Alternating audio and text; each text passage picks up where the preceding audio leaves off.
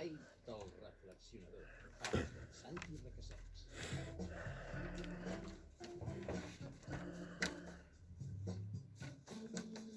Les 10:17, doncs sí, faltaria més l'espai del reflexionador amb Santi Requesens, no podria ser d'una altra manera.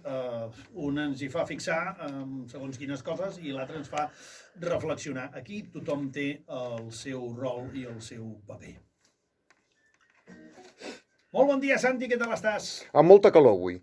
Avui tens calor, Déu-n'hi-do, Déu-n'hi-do. I és que encara et diré més, no sé què estem fent, però aquí dintre la temperatura és força elevada. No, però bueno, No, és així. Però estem al gener i ha de fer fred, només faltaria. Estem al gener, ha de fer fred i cada cosa pertoca en el moment que pertoca. En el moment que pertoca, exacte. Seria això. Molt bé. Escolta'm, Santi, el reflexionador de la casa, ja el coneixeu, doncs avui ens vols fer rumiar sobre una cosa molt i molt interessant, que de fet també és veritat que uns dies enrere també se'n parlava perquè al final són temàtiques culturals i socials pròpies d'aquest país que preocupen. I avui, doncs, Déu-n'hi-do, perquè ens faràs reflexionar sobre la llengua, sobre l'idioma oficial d'aquest país, el català, i ho podríem titular, fixa-t'hi, com a la salut actual del català. Parlem-ne, doncs, perquè hi ha molt a dir i a reflexionar. Avui, la salut actual del català. Som tot orelles, Santi. Doncs mira, és una miqueta, es parla molt de que el català està condemnat a extingir-se, que va molt malament, que cada vegada el parla menys gent, i a veure... Idioma de país petit. Idioma de país... Bueno, no, però a veure... Sí, però... Hi ha unes coses que són certes i que són obvietats, però jo també vull donar un missatge d'esperança. Optimisme. Sí, perquè porto ja molt temps estudiant això i a veure, no tot és tan negre i depèn de nosaltres, no depèn de mamà Generalitat. Depèn de la societat catalana. Clar, sempre, totalment d'acord. Sí, però és que aquí ens hem acostumat massa, tant a Catalunya com a la resta d'Espanya, de l'Estado lo soluciona todo. I no, aquí som els ciutadans els que hem d'engegar el moviment i després són els polítics els que fan les lleis. Al final, la voluntat del poble és la que decideix què volem i què no volem ser. Però comencem pel començament. D'on venim, on som i cap on anirem. Va, explica. Mira, venim d'una època, als anys 80, quan va sortir la TV3. Sí. En aquella època la TV3 va apostar per uns formats i uns programes absolutament novedosos. O sigui, el Dallas en català, el Magnum. Però al final era una eina social enorme. Enorme, i molt ben... De normalització del català. I molt ben feta, molt ben estudiada, i és el que diem, no? Anaves a les televisions espanyoles, que n'hi havia 2 o 3, era més de lo mateix. TV3 era un exemple d'aire fresc, de modernitat. Exacte, tu has dit de modernitat. Ostres, tu, és que vull aprendre el català perquè vull entendre el que diuen en aquesta tele tan collonuda. Estic totalment d'acord amb tu, però saps per què també? Perquè l'equip diguéssim, que va sorgir de professionals per encetar TV3, al final eren gent que no estaven enquistats com en d'altres llocs i eren gent jove. Aquí està. Amb idees noves i horitzons oberts. Jo sempre he dit que aquí a Catalunya fa falta un monument a la plaça Catalunya molt important. El director de continguts de TV3 que va decidir portar a la TV3 el Bola de Drac. Aquest programa de dibuixos animats ha fet més pel català que 10 Pompeus Fabra, com aquell que diu. Escolta'm, segurament, no oblidem el Club Super 3, també. Moltes coses. Estàs parlant de... Sembla broma, però estàs parlant d'un dels clubs amb socis i sòcies més important del món, en quant a número de gent. Què passa? Ara, avui en dia, amb les noves tecnologies, en ple segle XXI, clar, hi ha molts més canals, moltes més xarxes d'informació, internet, TikTok, xarxes, això. I clar, ostres, tu, TV3 li costa molt competir amb una abrumadora majoria de canals en castellà. Castellà i anglès. Al final, anglès i castellà. A veure, què podem fer els catalans? O els que ens estimem la llengua catalana, per mirar de revertir això. Com deia el virrei del Felip V, para que se note el efecto sin que se note el cuidado. Ben vist, ben vist. I molt històrica aquesta frase. Sí, sí. Mira, jo hi ha una cosa que he anat veient, i de fet vaig fer un experiment jo mateix, des de fa ja diversos mesos, pel carrer, que és insistir a parlar sempre en català, amb tothom. Escolta, per cada un que em venia rebotat de joder, esto es España, n'hi havia moltíssims que, malgrat que no tenien el català en el seu... No el parlaven, però l'entenien perfectament. I bueno, hi era una conversa totalment cordial, i jo en català, ell en castellà, ens enteníem perfectament, però jo no optava per l'actitud aquesta de desafiament, pels meus collons, que... No, amb normalitat. Exacte. Amb normalitat. Tu has dit. Després, jo m'he arribat a quedar parat, agradablement parat. Sí. Però és que, clar, és gent que no surt als diaris, a les notícies, no criden, no fan soroll, i semblen de la quantitat de ciutadans, escolta, de tots els colors de pell, de totes les religions, que parlen un català impecable, sigui gent africans del Senegal. L'altre dia, un índio sikh de la Índia, que parlava un català amb un accent exòtic, però un català impecable. Gent també d'Espanya, gent que conec el meu entorn de Madrid, d'Andalusia, que s'han esforçat per aprendre el català. Gent d'Argentina. Al meu barri hi ha un Frankfurt, el propietari és peruà nascut a Perú i que va emigrar aquí. Doncs parla un català impecable.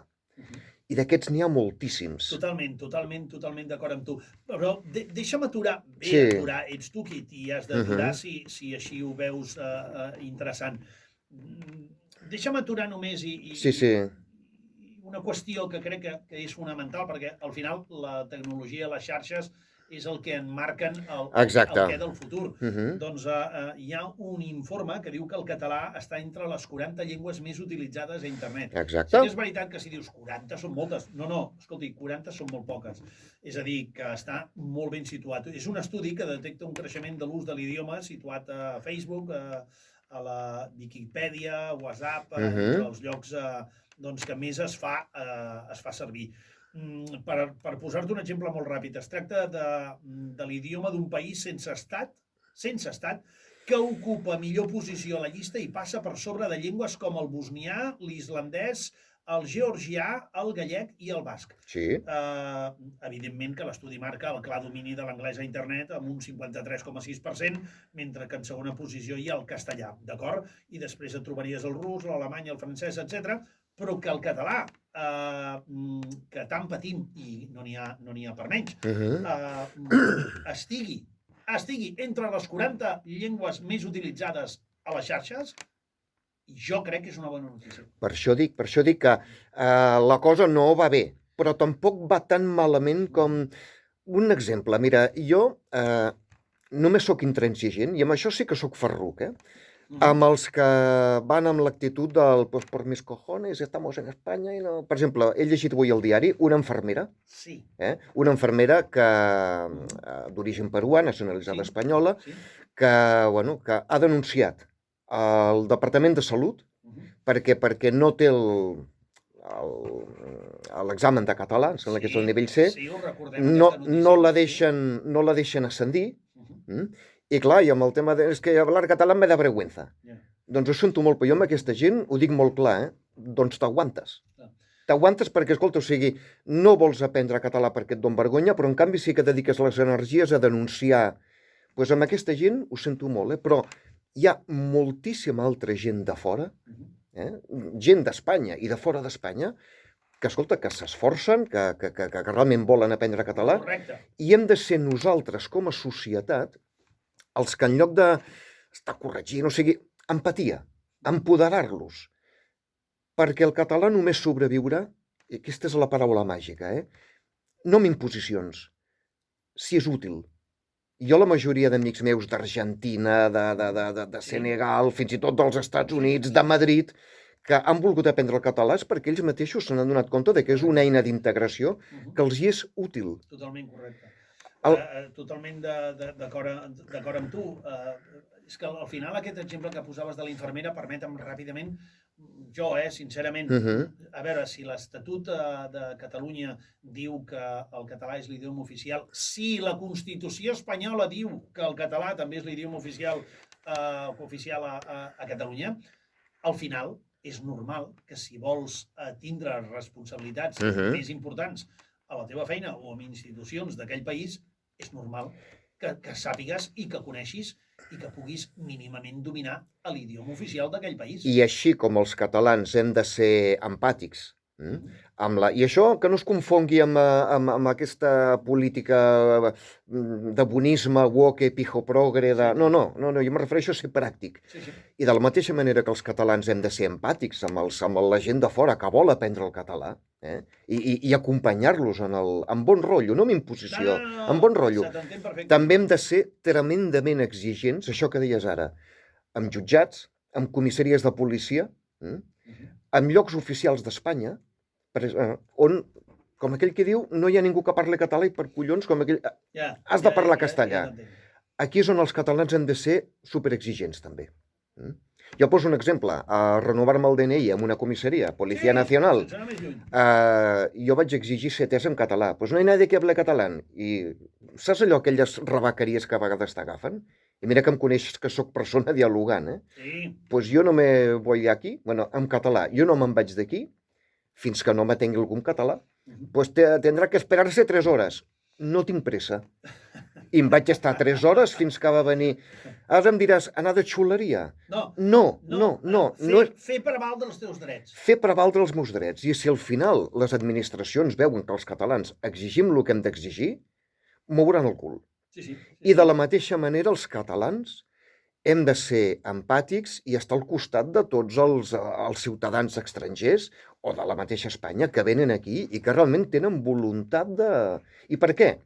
Perquè els mateixos catalans els hi fem veure que el català és útil, que serveix per progressar, que serveix per integrar-se. I això no ho farà la Generalitat. Això ho hem de fer nosaltres. Això ho hem de fer nosaltres, perquè al final Catalunya és el que els catalans vulguem que sigui. Totalment d'acord. I torno a insistir, algú em dirà, ets l'etern optimista. No, jo procuro ser realista. Però si al final és el que dèiem, la voluntat de la ciutadania és la que empeny a que siguis o que t'identifiquis o que aquell país sigui o que la societat sigui d'una manera o d'una altra. Clar, i jo mateix, amb la meva experiència, jo vaig haver d'aprendre anglès i francès.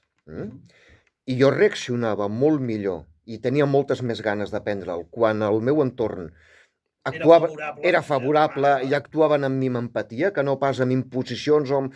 Ostres, el parles fatal, hauries de... Clar, això com que et fa tancar-te amb tu mateix i et crea inseguretats. En canvi, amb amics meus francesos o americans que, amb gràcia, ostres, Santi, molt bé, però no sé què, en riure'n-se'n dels propis errors que tots cometem a l'aprendre una llengua, això com que t'anima més a aprendre una llengua. Jo crec que al final és normalitzar les situacions. S'entén que una persona pugui parlar millor o pitjor i ja està. Aquí està. Però de vegades també depèn dels nadius d'aquí, dels que som d'aquí. Per això... Escolti, sigui flexible, ajudi'm aquesta persona, ni tan sols somrigui enfotent-se. No sé com dir-t'ho.